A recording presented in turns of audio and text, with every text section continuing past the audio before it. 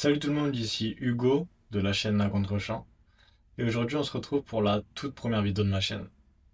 Sur cette chaîne, l'objectif va être d'essayer de voir ensemble le football autrement. Que ce soit comme aujourd'hui, en comparant un footballeur avec un personnage de la pop culture, ou alors en analysant la façon de jouer d'un joueur en fonction d'un mouvement littéraire ou d'un courant philosophique.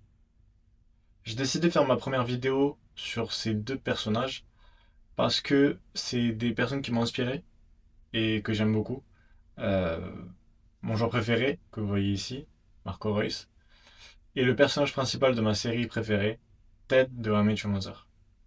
Je trouve que c'est assez intéressant de les comparer. Il y a pas mal de points sur lesquels ils sont assez similaires. Donc on va faire ça aujourd'hui. Alors sans plus tarder, c'est parti.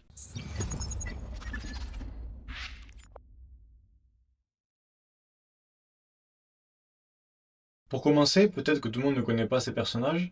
Alors faisons une petite présentation rapide. Marco Reus est né le 31 mai 1989 à Dortmund, ville dont il sera l'un des plus grands emblèmes et une des plus grandes légendes footballistiques. Mais avec un prénom italien, il est bien placé pour savoir que Rome ne s'est pas faite en un jour. Reus, pendant toute sa carrière, mènera une lutte constante pour écrire une histoire que tout le monde croyait déjà courue d'avance. Tout jeune déjà, il entre au centre de formation du club dont il est follement amoureux, le Borussia Dortmund. Cela semble trop beau, trop facile. Malgré un talent indéniable et déjà 10 ans au club, il est jugé comme trop frêle, pas assez solide, pas encore prêt. Le Borussia Dortmund ne lui propose pas de contrat professionnel. À contre-cœur alors, il doit quitter sa ville de cœur pour poursuivre son rêve de devenir footballeur professionnel. Et on peut dire qu'il va reculer pour mieux sauter par la suite. Il prend de l'expérience au Rot-Weiss-Ahlen, puis s'impose au niveau national au Borussia Mönchengladbach et met tout le monde d'accord. En 2012, 7 ans après avoir quitté la Ruhr, il prend enfin sa revanche et rentre à la maison. Non plus comme un jeune trop frêle, mais comme l'un des espoirs les plus excitants du football allemand. À ce moment, tout semble aligné. Le talent, le club, le timing. Sauf que pour Marco Reus, les choses ne se passent jamais réellement exactement comme prévu. Et cette promesse-là, on la retrouve parfois bien loin des terrains de football. Dans un domaine où on est tous concernés, et peut-être la plus grande bataille de l'être humain, l'amour. Il y a des personnages, réels ou fictifs, qui vivent avec cette idée tenace. Si ce n'est pas encore arrivé, c'est que ce n'est pas le bon moment. Et Ted Mosby est de cela. Ted Mosby est le personnage principal de la série How I Met Your Mother, qui, comme son nom l'indique, raconte l'histoire que beaucoup de rêvent de raconter un jour. Expliquer à leur enfant comment on a rencontré leur mère. Espérons seulement, pour leur bien, que cela ne dure pas 9 saisons, 208 épisodes et 66 heures de récit. Ted est un romantique, l'image même de l'idéaliste qui dit je t'aime au premier rendez-vous, celui qui imagine déjà le mariage dans un regard. Mais la vraie force de Ted Mosby, ce n'est pas son idéalisme, c'est sa résilience. Malgré ses échecs, ses doutes, il sait ce qu'il veut et n'y renoncera pour rien au monde, même si le monde entier est contre lui. And when you love someone, you don't stop, ever. Even when people roll their eyes or call you crazy, even then, especially then. Un rêve qui n'a rien d'extraordinaire pour certains, mais qui pour lui revêt une importance capitale, trouver grand amour. J'ai commencé cette vidéo en vous parlant de Reus comme une légende absolue du Borussia Dortmund. Mais en regardant de plus près, est-ce réellement le cas? Quand on pense au Borussia Dortmund des 15 dernières années, ce sont surtout des trios qui nous viennent en tête. L'épopée Götze, Lewandowski, Reus en Ligue des Champions en 2013 qui a choqué toute l'Europe et moi le premier. Le football FIFA de Dembélé, Aubameyang, Reus. La belle histoire, Sancho, Haaland, Reus pour marquer la nouvelle génération. Et on a même parlé plus récemment du Dortmund du Wonderkid, Jude Bellingham. Marco Reus est le point commun de toutes ces histoires. L'histoire se raconte autour de lui. Mais il ne prend jamais vraiment la lumière. On peut dire qu'il est l'ombre la plus brillante de son équipe. Pendant longtemps, tous sont partis. Mais lui est resté. Et ce qui est frappant, c'est que ce schéma se répète quasiment à l'identique chez un tout autre personnage, chez Ted Mosby. Ted est officiellement le personnage principal de How I Met Your Mother. Il en est même le narrateur. Pourtant, comme Royce, Ted n'existe jamais seul. Il est indissociable d'un groupe. Barney, Marshall, Lily et Robin. Le récit semble même écrit pour que Ted ne soit jamais réellement au centre. Il y a le duo presque parfait qu'il forme avec Marshall, véritable idéal d'amitié. Et puis il y a la comparaison permanente avec Barney, son exact opposé. L'un étant idéaliste, persuadé que l'amour donne un sens à sa vie. Et l'autre, véritable Don Juan moderne, immoral mais tellement charismatique. Et puis il y a Robin, peut-être la relation la plus importante de l'histoire, avec l'amour qui les unit et les désunit tout au long des 9 saisons. Pour beaucoup, Ted est un personnage méprisable, rabat-joie, égoïste, et on l'oppose systématiquement avec son rival, Barney, qui est présenté comme le chouchou du public. Il se fait voler la vedette de sa propre histoire, même si tous les projecteurs sont braqués sur lui, les spectateurs préfèrent regarder Barney. Comme Marco Reus, ils sont au centre du récit, mais rarement au centre du triomphe. Il serait légitime pour eux de se sentir lésés, légitime de se transformer en antagonistes de leur propre histoire. Mais leurs valeurs refusent ce destin. Alors ils deviennent autre chose. Et c'est peut-être précisément là que naissent les losers magnifiques. Voici la liste des champions de Bundesliga, le championnat allemand, entre 2012 et 2024. Je vous laisse deviner quand Marco Reus arrive au Borussia Dortmund et quand il le quitte. 10 saisons à tutoyer les sommets sans pouvoir jamais gravir son Everest.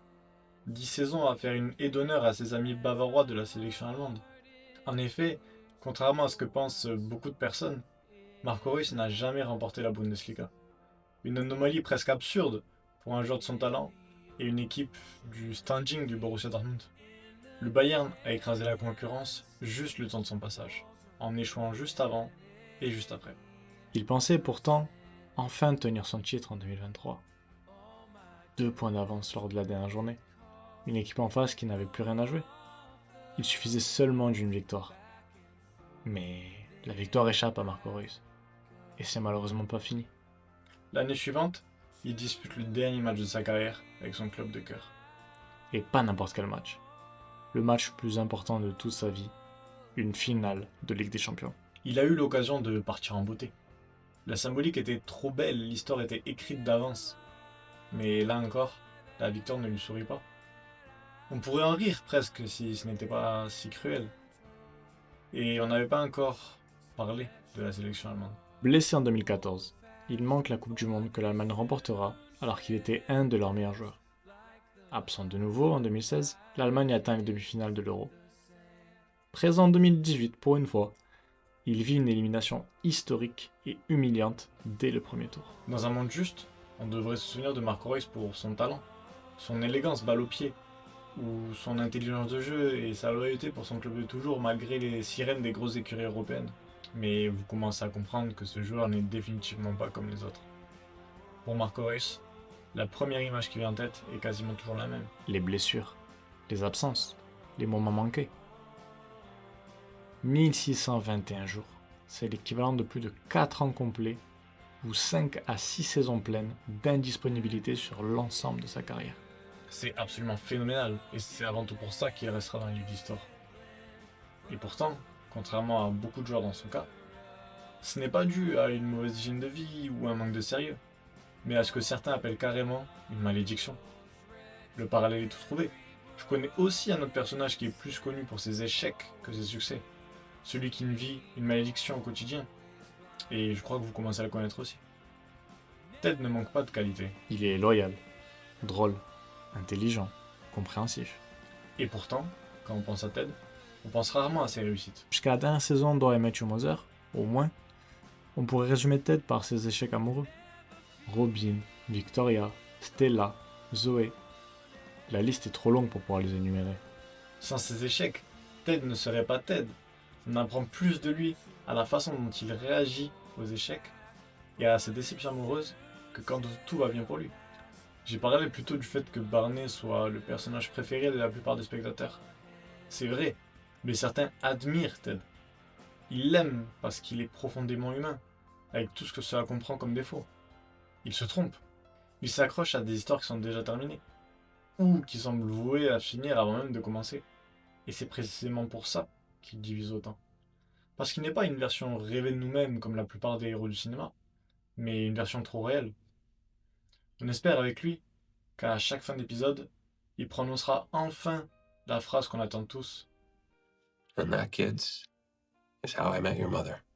Et même quand il prononcera enfin ces mots au bout de 9 saisons, il n'y aura pas de happy ending pour lui.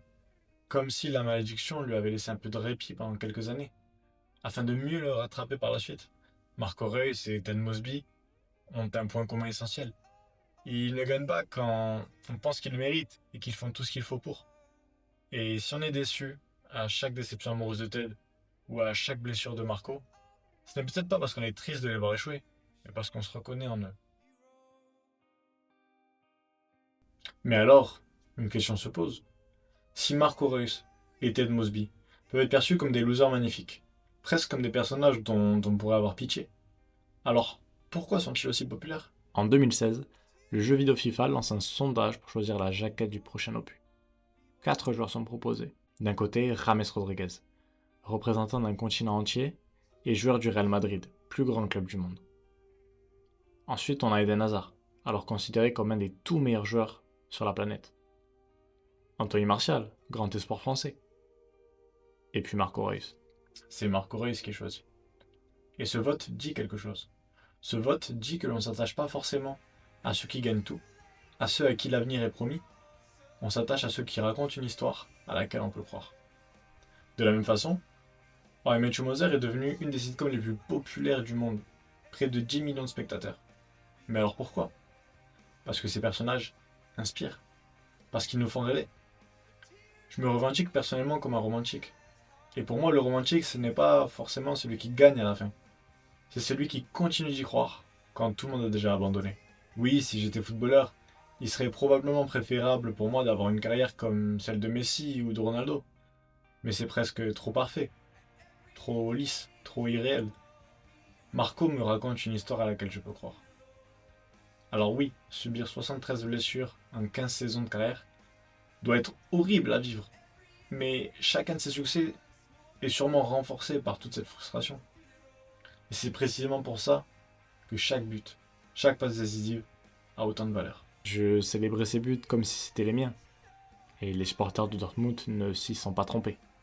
Il est devenu leur capitaine, leur symbole, peut-être la plus grande légende du club, sans avoir remporté ni la Bundesliga, ni la Ligue des Champions. Et pour Ted, c'est la même chose. Est-ce que Ted aurait vécu un amour aussi intense s'il avait rencontré sa femme au premier épisode? Je ne pense pas. Pour moi, chaque seconde passée loin d'elle n'a peut-être même existé que pour mieux le préparer à cette rencontre. Pour tester son mérite en quelque sorte. Every night can't be legendary. If all nights are legendary, no nights are legendary. La résilience. Voilà la réelle force de ces personnages dont on devrait tous s'inspirer. Être capable de regarder le désespoir dans les yeux, de faire face à la peur, se relever et enfiler ses crampons ou aller parler à la jolie fille qu'on croise tous les jours au travail. Alors oui, je ne vous promets pas que le monde est juste, que le mérite suffit toujours, que quand on veut, on peut. Mais Marco Reus et Ted Mosby m'ont appris une chose. On peut passer des années à attendre, sans que cette attente soit une faiblesse. Il n'y a pas de happy ending pour eux. Reus n'a quasiment rien gagné par rapport à ce que son talent laissait imaginer. Et dans la version officielle, Ted voit la femme de sa vie, celle qu'il a attendue toute sa vie, mourir dans ses bras après avoir enfin connu le vrai amour pendant quelques années. Mais il nous rappelle que même si l'on n'a pas forcément les meilleures cartes dans nos mains, il est de notre responsabilité d'en tirer le meilleur jeu. And Lily wasn't wrong. It was at times a long, difficult road. But I'm glad it was long and difficult because if I hadn't gone through hell to get there, the lesson might not have been as clear. You see, kids, right from the moment I met your mom, I knew I have to love this woman as much as I can for as long as I can, and I can never stop loving her, not even for a second. Merci à tous d'avoir regardé ma toute première vidéo YouTube. Ça me tenait à cœur de commencer cette aventure en vous parlant de deux des personnes qui m'ont le plus inspiré. Des personnages qui doutent, mais sans jamais réellement douter, et pour qui le happy ending hollywoodien n'existe pas.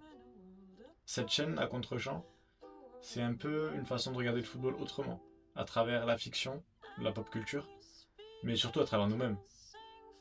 N'hésitez pas, si vous avez des idées de joueurs ou de personnalités que vous souhaitez que je mette en relation, à me le dire en commentaire et j'en ferai peut-être une vidéo.